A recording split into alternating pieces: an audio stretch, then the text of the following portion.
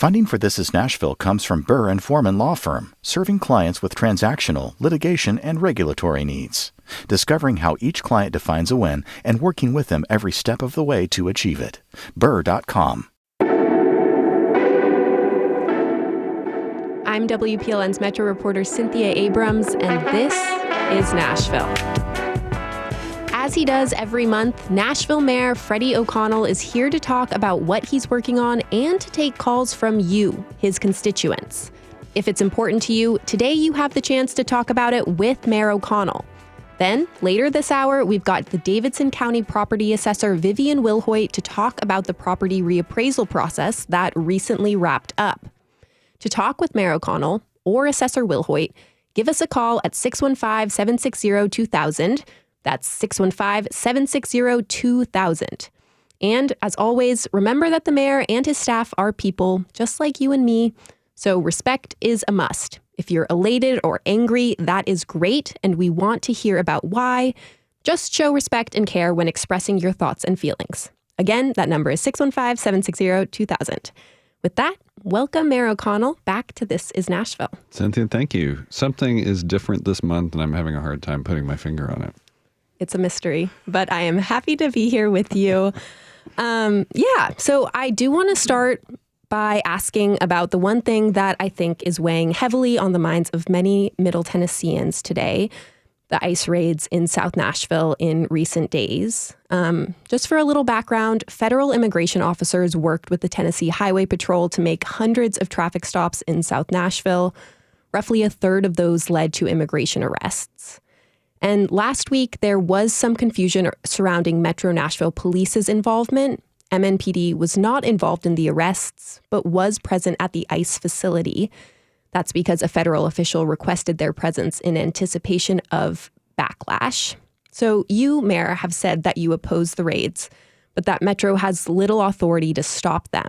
What steps is the city taking to help protect its residents? Yeah, Cynthia, thank you. And I think that's a pretty good summary of where we are. I think Mayor's office, our Metro Nashville Police Department, by midday Sunday had a sense that, okay, overnight on Saturday, a week ago, we had started to see a significant uptick in federal and immigration enforcement actions at a local level. And I'm not aware that this is happening with this level of intensity, with this level of coordination with state police in many other American cities right now. This does seem to be a uniquely intense scenario happening in Nashville, and it's been very hard. It's been frustrating. I think you have seen a lot of fear on the ground, and so a few things. We are looking to tighten up both training and communication for frontline Metro employees. We are trying our best to make sure that within Metro, people know their own rights as Metro employees. We are also trying to help people on the front lines understand, what Wally Dietz, our director of law, has been very clear about is that ICE can come into a public facility like a park or a library, a community center. They can't enter schools unless they have a judicial warrant. And so there's sort of this public space, private space divide, and we do want people to be aware of that. We reissued an executive order that really is focused on our awareness as a local government about immigration-related activity, this type of activity happening, and trying to make sure that we have comprehensive communication and ability to respond.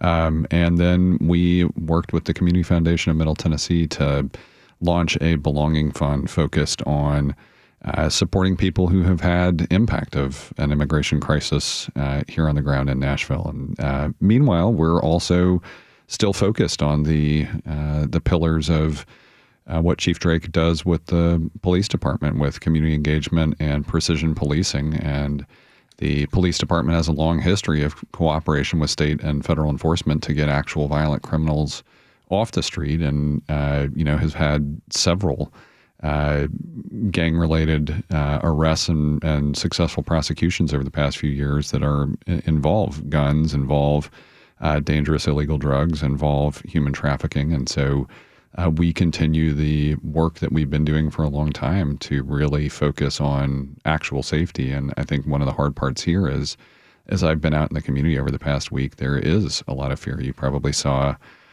Saturday the Spanish language supporters group, La Brigada de Oro at Nashville SC didn't show up.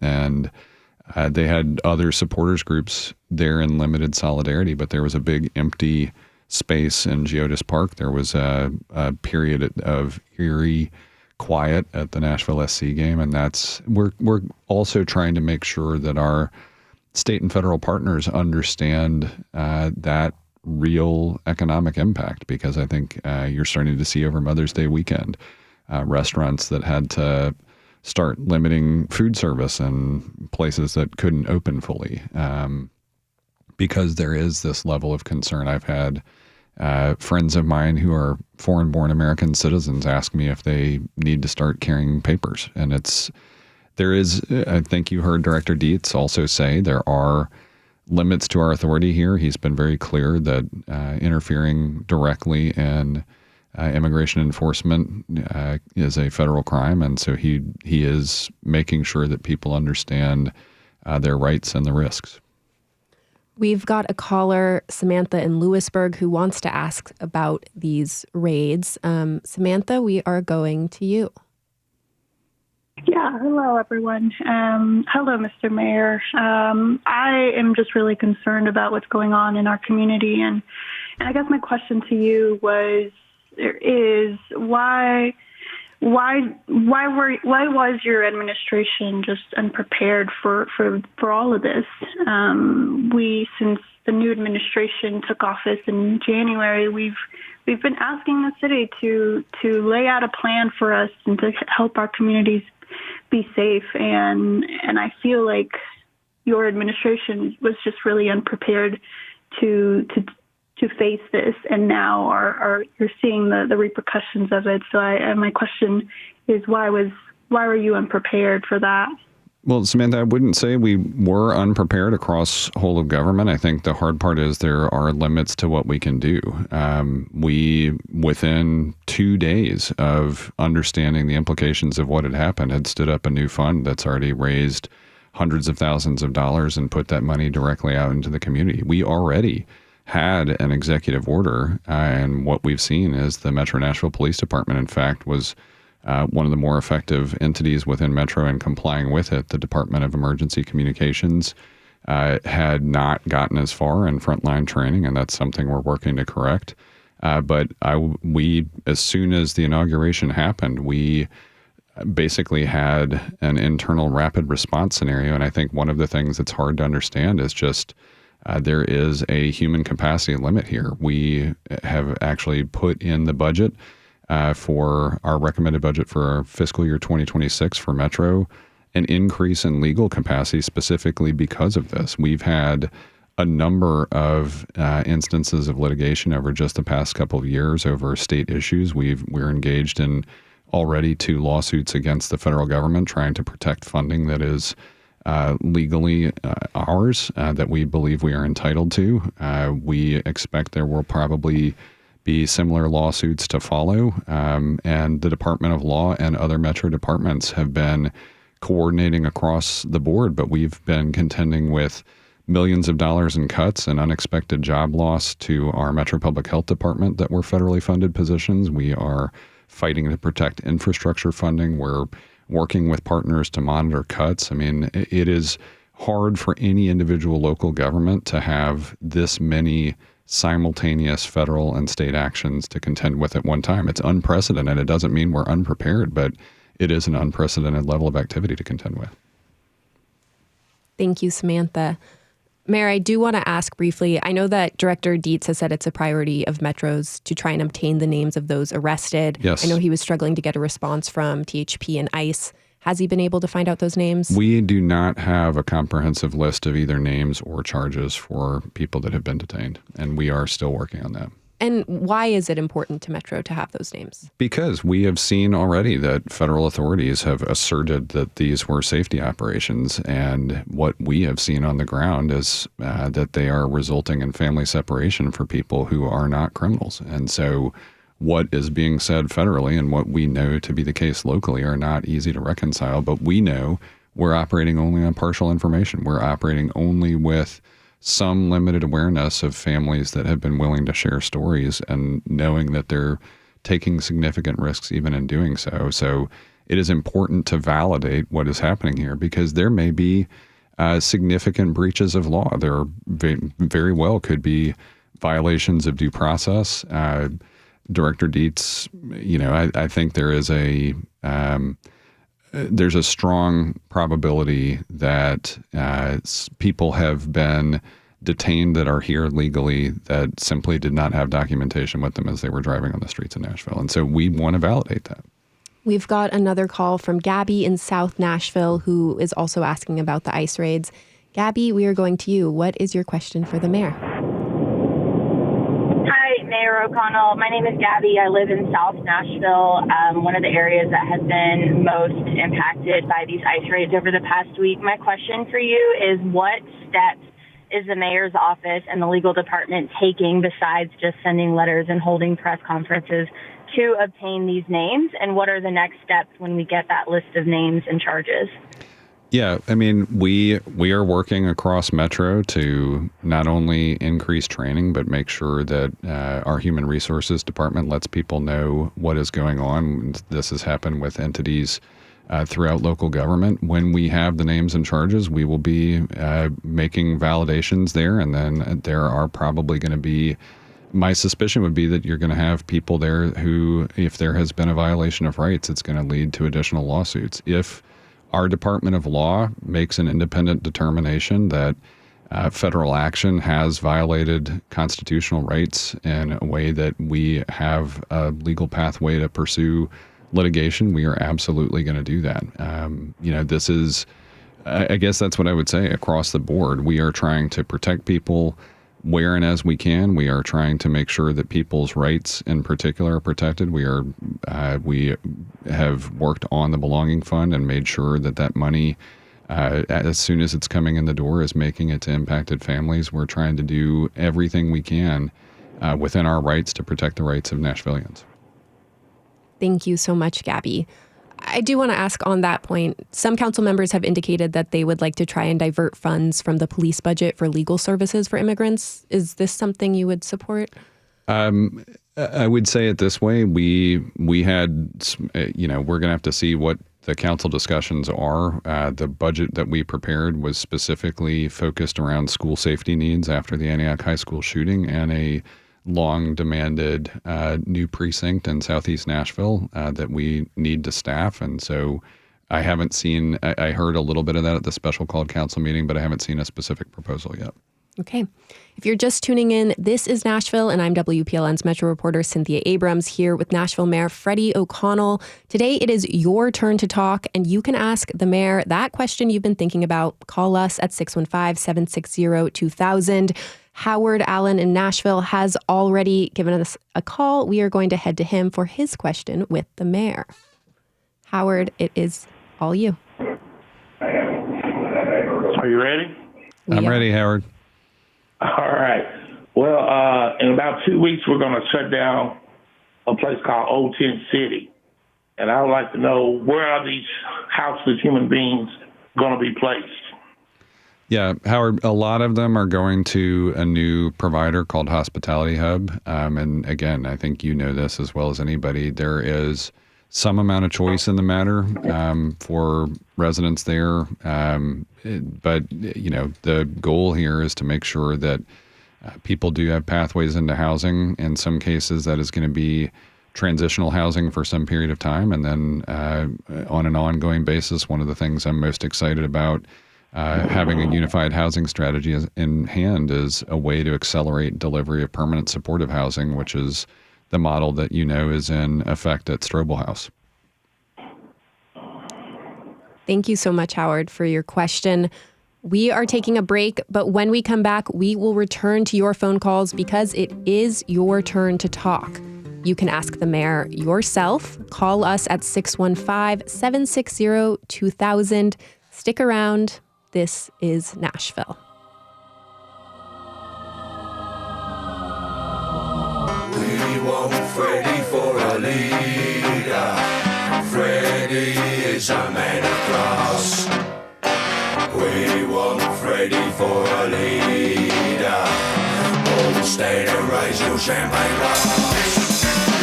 We want Freddie for a leader.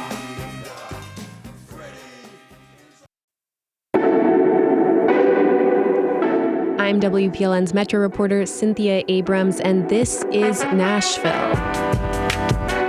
Welcome back to Your Turn to Talk. I'm here today because today is Ask the Mayor with Nashville Mayor Freddie O'Connell. We deeply appreciate that the mayor takes time out of his very busy schedule to join us for these important episodes.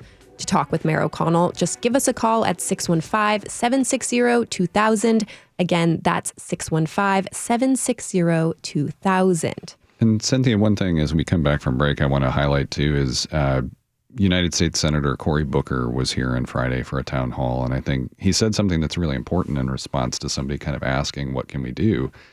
He said, don't stop lighting up the phone lines. This is federal action.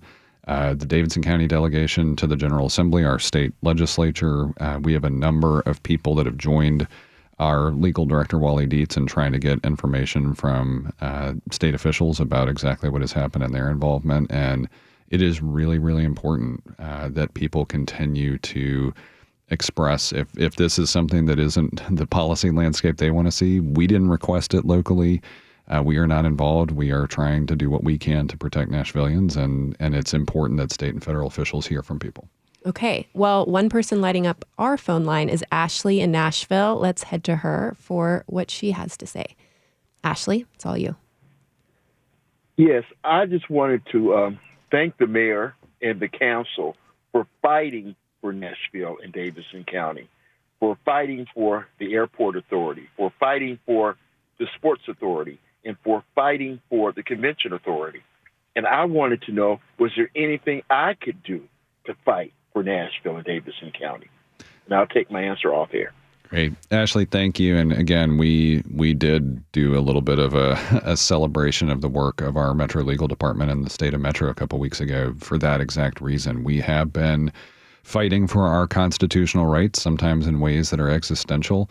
I think at this point, again, I would what I heard at Senator Booker's town hall is continue to contact your state and federal officials, but also there was sort of this notion of, figure out if you have an hour a week that you can devote to something that I really appreciated Senator Booker offering as a call to action. Just, if there is a way to support the work of people pursuing their pathways to citizenship, if there is a way to be involved in the support of families that are in need right now, whether that's through being a volunteer with NICE, which is continuing to offer English language and citizenship services, or Tennessee and Immigrant Refugee Rights Coalition. We have so many organizations in this city that let us look after one another effectively. And so I would just say, continue to be in contact with state and federal officials and continue to be someone in the community that's helping look after one another. Thank you, Ashley. I am going to pivot here, but again, our phone lines are open if you have more questions about the ICE raids for Mayor O'Connell. He is here. Our phone lines are open. I do want to ask, at the start of this month, you delivered your annual address, the State of Metro, listed out your priorities for the city. These included quality schools, reliable services, and safe neighborhoods. When I was at the library listening to your speech, I noticed the speech took on a pretty aspirational tone, noting the direction Nashville is moving in, while also addressing the federal cuts Metro is facing. Of course, Metro has now sued the federal government multiple times over some of these cuts, but I want to talk about how you're navigating leading the city amidst uncertainties from the federal government. I think it's a hard thing that we're doing here locally, Cynthia, but I would not say I'm unique among mayors. Nashville's in a unique spot right now, I think, in terms of targeted immigration enforcement. But as I talk to mayors across the country, this is one of the bigger challenges. I think we're in very, very fortunate shape that as we took office, first Kevin Crumbo, now Janine Reed, our finance department, the Office of Management and Budget, has been working very hard to ensure that we have a good rainy day fund and a fund balance policy that supports it, that we are heading into fiscal year 2026, recommending budget stabilization in part to mitigate against these federal cuts. I know that mayors across America right now are actually looking at the prospect of significant reductions because of the loss of one-time federal funding related to the pandemic. We've absorbed that structurally. We've done it in a way that is coming a year after we asked every metro department to engage in reduced spending so we could prepare for this moment. So we've really tried to calculate the risks, absorb the risks as much as we can, make structural the things we can. And so we have the best credit ratings in city's history. We're recommending a property tax rate that is one of the lowest in city's history, lowest in decades. And it doesn't make it easy because we know that there have been inflationary pressures that are felt not only within metro government, but also across the city. I think prior to this moment, which has attracted a lot of attention because you can see very clearly the departure from the way we have tried to do things locally and being a welcoming city and having a lot of international presence here, having 3 consulate offices, opening up new direct flights to parts of the world, having a vibrant sister cities organization, having wonderful moments on the ground like our annual celebration of culture.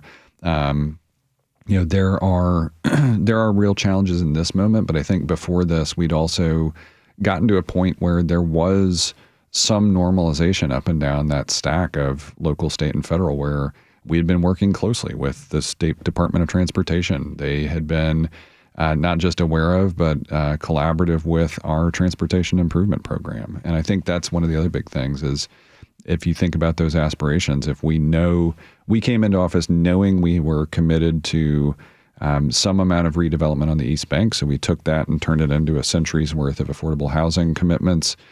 We also wanted to get transit and infrastructure right. And so we really enjoyed a citywide conversation with voters to help us deliver on that promise. So now we have decades of dedicated funding to get our roads and signals and safer streets and improvements in transit service all across the finish line. And now I think if you're talking about those aspirational moments, the part of the state of Metro that we kind of ended on with what I hope was an exclamation mark as a call to action is housing. We know that housing affordability remains one of our top concerns. And so that was a big theme as we had just received the Unified Housing Strategy. If you're just tuning in, this is Nashville, and I'm WPLN's Metro reporter Cynthia Abrams here with Nashville Mayor Freddie O'Connell. Today, it is your turn to talk, and you can ask the mayor that question you've been thinking about. Call us at 615-760-2000. We've got Scott in West Nashville who has a question ready for Mr. Mayor. Scott, you're on. Yeah. Hi, Mayor. I live next to West Park where our gym collapsed on itself Saturday night. I want to know, have you seen it, and what are we going to do about it? Hey, I've heard of this. This was an unfortunate moment to hear about in media reports before having it kind of flagged on a at-risk structure scenario. So we're kind of revisiting how we understand condition of buildings and facilities. I will say we have been systematically increasing our capital spending allocation to deferred maintenance, specifically in parks. There was a roof repair request there, but I think the building may have been in condition such that it was dilapidated enough that it wasn't going to make it to the roof repair. But it's something we are going to reinvest in terms of, we know that that park is well used. I've been there several times with my family for the park itself, and I know the community center is important to the community, and we're going to continue working so that we don't entertain anything like this where we see structural collapse of actively used facilities. Thank you so much, Scott, for giving us a call. As we were talking about before, it is budget season. You've proposed a $3.8 billion budget, which would allow for a lot of new services. I'm thinking more nurses and school resource officers in metro schools, more affordable housing, more upgrades to transit. In order to pay for all these things, a lot of people's property bills will be going up. Later this hour, we'll have Davidson County Property Assessor Vivian Wilhoite to talk about the reappraisal process and increased property values. But we have already seen some pushback from some residents. So I want to ask, for those who are seeing their taxes go up, while also fielding the sales tax increase that went into effect earlier this year after the transit referendum, What is your message to residents on navigating the rising cost of living in Nashville? Yeah, we're trying to tackle this on multiple fronts. We were very glad to see the trustee's office see a lot of participation in their property tax freeze and relief programs. The income ceiling for that went up, meaning that if you are over the age of 65, you can now lock in your property taxes at whatever they were before the reappraisal, to the tune of, if your income is up to $60,000+, disabled veterans have a similar opportunity. So participation in that program was important. We're introducing a low-income fare program for transit this year, which will be the first in city's history to kind of ease the cost there. We know that transportation cost is next to housing as one of the top two costs for almost all Nashville families. So we've been working on that. We have continued, I mean, you mentioned it, we're making a significant investment in overall housing affordability, but we're also calling for partners to come into the mix, and they have. The Catalyst Fund that we launched last year now has tens of millions of dollars in it. It sits alongside the Barnes Affordable Housing Trust Fund. And the Catalyst Fund is focused on trying to make sure properties that are already affordable stay affordable if they're about to be sold. The Barnes Housing Trust Fund works to create new capacity for housing. So we're trying to bring down housing costs. We're trying to bring down transportation costs. We're trying to open up pathways into services that help households offset those costs. But we're also trying to make sure that the level of government growth tracks roughly population growth. And so we know that Southeast Nashvillians have wanted to see a new police precinct. So we're getting that done. We know that there are opportunities to improve reliability of trash collection. So we've got some investments there. We know how important it has been to get a school nurse in every school. And so the budget itself is framed as a community improvement program because we do want people to understand exactly what we're getting for. On the expense side, there's a benefit side, and we do want people to understand and be able to do that cost-benefit analysis because we are trying every single day to make government services more effective. We're trying to make sure that customer service is a highlight of that, and we're trying to make sure that we are delivering on the basics and fundamentals that people expect every day. Okay. I do want to zoom in on one of the things you've mentioned, transit. I've been following the Choose How You Move program closely for the last year, and we've seen some updates recently. You appointed Sabrina Sussman to lead the program. We're nearing the implementation of some WeGo frequency improvements this summer. But looking back to the original transit proposal, which estimates put at costing $3.1 billion over the course of 15 years, it did look to the federal government for around $1 billion of those dollars. I'm curious, with recent federal cuts, where do those funds stand? Yeah, you've probably seen some discussion recently about Congress looking at possible reauthorization of a Surface Transportation Act over the next few years that will indicate priorities from the federal government in terms of transportation and infrastructure. But we designed this plan so we could get started in year one without having to wait for lengthy long-term federal application processes. And so that's why we're going to start to see WeGo service improvements starting in July. It's why we're launching a low-income fare program this year. It's why we're expanding service for people with disabilities this year. It's why we're able to already do design and delivery of some sidewalks. We're laying fiber for modernized traffic signals. All of those things are happening in year one. We would be able to do more quickly if we saw federal funding materialize in line with our expectations of tradition. So those forecasts were based on what we had seen in trends of federal activity and support for transportation and infrastructure. We hope at some point within 3 or 4 years that funding is still available and gets made available to local governments. When and if it is, we will be applying for it consistent with the program. If it goes away entirely, then there will probably be some value engineering in the program, but it's not going to prevent advancement of year. Every year gets better than the previous year based on the dedicated funding we now have locally.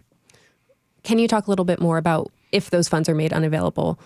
What would that look like on the execution of the program? You just might not see significantly higher capacity on major corridors like Murfreesboro or Nolensville. You may see that we complete our sidewalk network, but you may see, for instance, transit sitting in mixed traffic instead of dedicated lanes, right? The idea of bus rapid transit where you can use not only dedicated right of way, but also vehicles connecting directly to the signal to, if they're behind schedule, catch up. You just might not see the level of corridor transformation that you would otherwise expect to see. Okay. What changes can Nashvillians expect to see in the next year, and what will they look like? And then what about in the next 10 years? You'll start to see increases in frequency from traditional bus service this summer. You'll see some nights and weekends improvements. WeGo's already preparing to recommend those to their board of directors for consideration. You will see that low-income fare program come online. You will see our advisory committee on transportation have its first meeting in June. You may not notice the fiber, but it's getting there, and you'll start to see some signals come online that are directly connected to the traffic management center. So ideally, at certain intersections, you'll start to see some time savings because you'll have a higher probability of catching a green light as traffic starts to flow more smoothly. Some communities will start to see an increase in sidewalks, and so some of this also happens with NDOT and WeGo's existing programs and services. And so I got asked already if some sidewalks that are showing up in Bellevue were a part of this. And while they're not, I think people are starting to connect the dots a little bit, because those sidewalks in Bellevue, we get to do more of those at a community level because we now have committed funding for sidewalks that are directly related to this program for the next several years. And if people want to learn more, they can go to nashville.gov/transit. Okay, we've just got a couple minutes left with you here, and we've got one last caller for those couple minutes. Dave in Nashville and in Woodbine, what's your question for the mayor? Yes, Mayor, nice to speak with you. Been a resident of Woodbine for just a few years, but wondering how your office was coordinating with the recent zoning overlay discussions that was in District 16 put forth by Councilwoman Welsh. Yeah. Hey, Dave.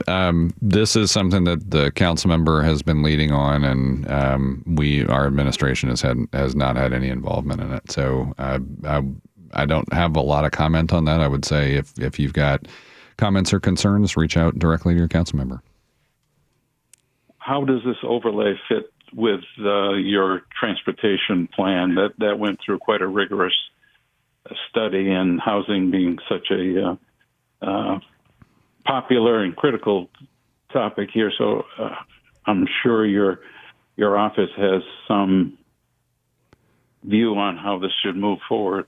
This one is completely led by the council member. We have been following more closely the work of the Unified Housing Strategy, the Housing and Infrastructure Study that council is considering right now. And then another topic of the state of Metro was trying to work with the planning director on reflecting on Nashville Next, which is our general plan for the city over the past 10 years. Our office, and I say this as a former council member, knowing that the mayor's office almost never got engaged in individual rezoning requests. Our office really has not been, I would say I haven't done a lot of analysis on this because this one has been led specifically by the council member.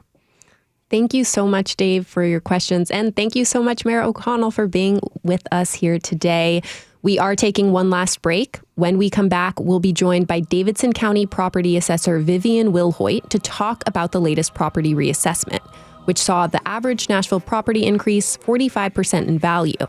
We know you have questions, so please stick around and give us a call at 615-760-2000. This is Nashville. Champagne glass.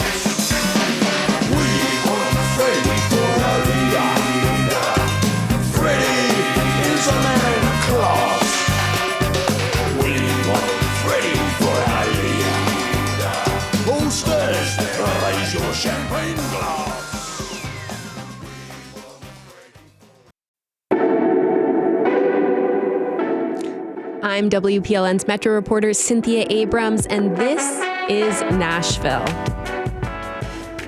Davidson County property owners recently received a reappraisal of their property values. These reappraisals happen every 4 years and are conducted by the Metro Nashville and Davidson County Office of the Property Assessor. Joining us to discuss how the assessment is done, the appeal process, and what this means for Nashvillians' tax bills is Property Assessor Vivian Wilhoite. Assessor Wilhoite, welcome to This is Nashville. Thank you for having me, Cynthia. Glad to be here, Cindy. I am so glad to have you. I also want to remind our listeners that today is your turn to talk, so we do want to continue hearing from you. Do you have thoughts or questions about the latest property reappraisal process? Call us at 615-760-2000. Again, that's 615-760-2000. So, Property Assessor Wilhoite, let's start with the basics. Your office is a metro office, but you are governed by the state. Can you explain? Exactly.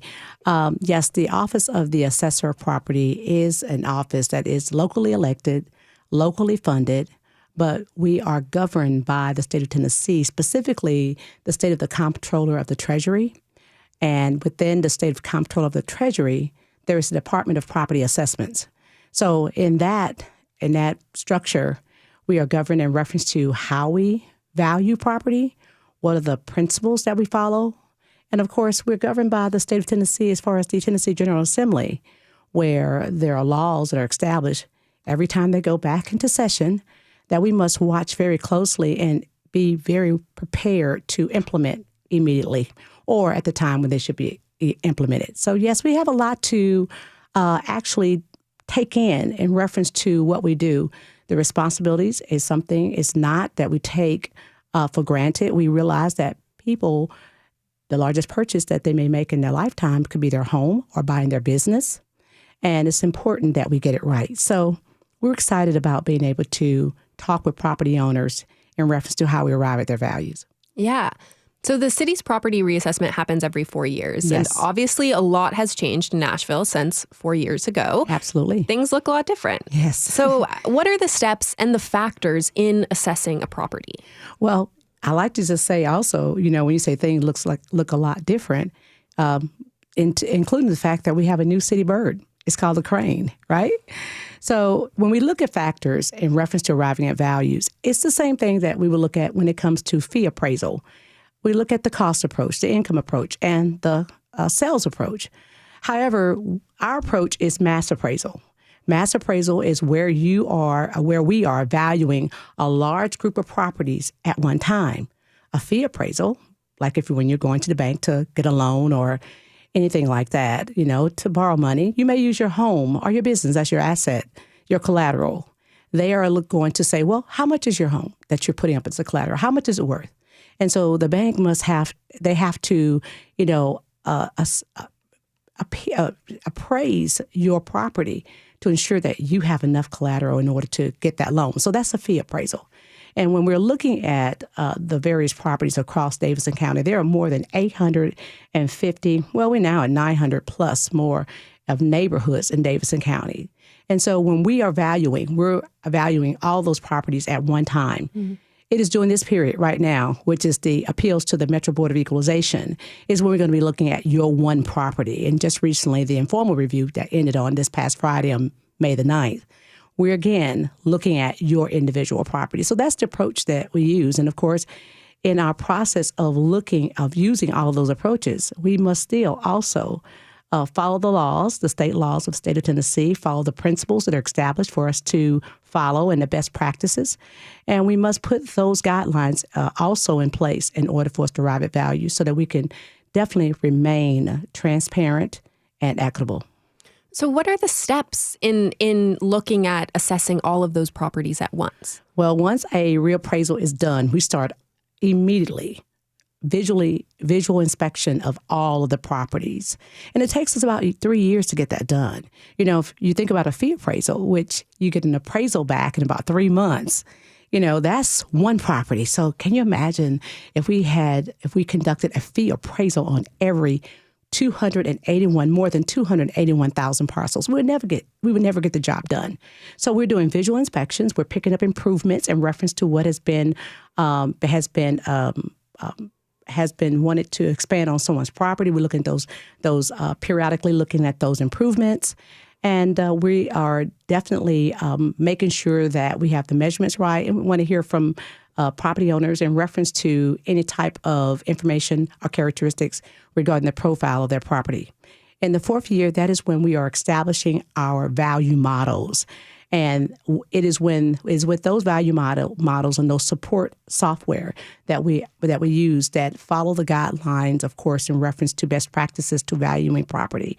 We use all of that information, and in that sense, we provide the property owner of Davidson County their value for their home, business, and of course, their personal property. If you're just tuning in, this is Nashville, and I'm WPLN's Metro reporter, Cynthia Abrams, here with the Davidson County Property Assessor, Vivian Wilhoite. Today, it is your turn to talk, and you can ask Property Assessor Wilhoite that question you've been thinking about. Maybe it's about the new value of your home. Give us a call at 615-760-2000. So, Assessor Wilhoite, the reappraisal process has wrapped up, showing that the average Nashville property rose around 45% in value. In previous reappraisal years, people could appeal their new values in hopes of lowering their tax bill. What is the process to appeal this year? Well, I want to say this, Cindy, is that no, we haven't quite wrapped up the reappraisal, because a part of the reappraisal is also allowing property owners to exercise their right to appeal their value. Okay. Yes, the first step in appealing your value is the informal review. It started on April the 21st. We released the values on April the 18th online, and we also mail those values. So April the 21st is when the informal review opened, and that's where property owners would have the opportunity to call in, and the best way online was to do it in appealing their property value. And then once that ended on May the 9th, and during that time, we kept saying to everyone, you can do it yourself. And the reason why we want property owners to have done it themselves is the fact they get the opportunity to see what are those sales that are available that helps them to understand, oh, wow, this is how property is selling that's similar to my property in my neighborhood. That's so very important for them to see it themselves. But in a mass appraisal, Cindy, there are going to be some highs. There are going to be some lows. And there's going to be some unchanged values. There's not many, but you're going to have that. And that is what a mass appraisal is about. So because the mass appraisal has those some highs, some lows, it's important that people appeal. Well, the informal review period has passed. Now we are in the formal appeal process. And the formal appeal process is where you are, and this is the one that is under our state law. The formal appeals process is where you're going to appeal to the Independent Metro Board of Equalization. And of course, the Metro Board of Equalization also has what is called hearing officers. So if you choose not to appeal to that 5-member board that's appointed by the mayor and confirmed by the Metro Council, you can appeal to an individual hearing officer. And that hearing officer would sit with you along with one of my amazing staffers as you are the owner is providing the information regarding their property. And of course, like I stated, you can also appeal to the 5-member board of the Independent Metro Board of Equalization. So that appeals process will end on June the 27th. And of course, this year, if anybody has compared any past years, you will see that we've added an extra week to that appeal period. So utilize it. But you are setting an appointment to the Metro Board of Equalization. You're setting an appointment to go before them. You must come into the office. Unlike the informal review, you could call or either provide your online review and not come into the office at all. And let me also state that once the review of the informal review is completed, we will give you that decision around the first week of June. So now we are, as I stated, in the formal appeals period, and that will end on June the 27th. You'll be getting a response or a decision from the MBOE. And then once you receive that decision, you will have 45 days from the date of the letter to appeal to the next level, a third level, and that is the Independent State Board of Equalization. And from that point, the State Board of Equalization, they establish their own dates of when they're going to hear your appeal. Okay, so just because the informal review period is over, that does not mean people can still appeal, correct? Absolutely. That means that you still have the right to appeal. And we say, do it. I mean, again, it's a mass appraisal. And, the reasons why people appeal sometimes is because the fact they really just can't believe that their property has appreciated that much over the last 4 years. When in fact, if you look at sales, it will show that has happened. But there are some times when we may be a little high. So this gives us this opportunity in the appeals process. And of course, you're going before the independent board for a property owner to share to the board what they have in their possession that we may not be aware of. And that may be information regarding that their kitchen caught on fire. They allowed their insurance to lapse. Or there has been a loan that they made to the bank and a fee appraisal was done, and their value is different from what we've provided to them. Well, it's not like we're going to look at that appraisal and say, oh, you're right, we'll take this. No, we trust, then we verify. But we also look at the sales that fee appraiser has used, because we want to make sure that it's not an appraisal that could have some biases in it, such as a bankruptcy. It could have something in reference to a divorce or what have you. So we're very clear in reference to the type of sales that we look at or use, And so those are the things that you would provide in an appeal. And we hope that people take advantage of the opportunity if they believe that we don't have it right. Okay. So Mayor O'Connell, on one hand, has adjusted the tax rate down. However, many people's tax bills will go up because of their increase in property values. Can you talk through listeners a little bit about how increase in property values factor into people's tax bills? Okay, first you were saying that the tax rate was adjusted down. Well, let's first start with a thing called a certified tax rate, CTR, we say for short. We're talking a lot of acronyms around the office, so I have to get away from that while I'm here because I want the listening audience to understand what I'm saying. The certified tax rate is a revenue-neutral tax rate. The state of Tennessee laws says that the county cannot receive more revenue than they've collected in the previous year on existing construction. So in a reappraisal, when you purchase your home, you purchase your business, or you have your business that has been improved over the years, you didn't buy it for it to depreciate, or you did not work on it to improve it for it to depreciate. You want it to appreciate. So that's what we're recognizing, your appreciated value. So if you were to put a sign out in front of your home, what would it bring you today? So once that happens, when the value is appreciated and goes up, if your existing tax rate stays in place, the county will get a windfall of money. Well, the state law said, no, you cannot get a windfall of additional money. You must collect the same amount of revenue that you collected in the previous year on existing construction. So once that happens, the county must reduce the tax rate to what is called a certified tax rate, CTR, which is a revenue neutral tax rate. It must do that. And so it is from the revenue neutral tax rate that the existing mayor must then decide how much will they increase that tax rate to, if they need to, if they choose to, along with the Metro Council, to what level in order to be able to continue to operate the city for the next year. So that's how it works in reference to that. And of course, you already know we are a 2 tax rate county. You have your urban service district and you have your general services district. One having urban services district having trash picked up by the county, by the city, and the general services district is where you basically are paying for private hauler to get your trash. Okay. Mm-hmm. Well, thank you so much for being with us, Assessor Wilhoite. My pleasure. It was great. That was Vivian Wilhoite, Davidson County Property Assessor. Earlier this hour, we had Nashville Mayor Freddie O'Connell, who will be back with us next month. Thanks for tuning in this hour. This is Nashville is a production of Nashville Public Radio. Today's episode was produced by Mary Mancini and me. It was directed by Tasha A.F. Lemley. Our board operator is Liv Lombardi. The masterminds behind our theme music are Larange and Amir Blade. Listen back at thisisnashville.org or wherever you get your podcasts. The conversation doesn't end here. You can comment and tell us what you want to hear on the show by leaving us a message at 615-751-2500. You can also find us on Blue Sky and Instagram and X at This Is Nashville. This is Nashville. I'm Cynthia Abrams. We'll see you tomorrow, everybody.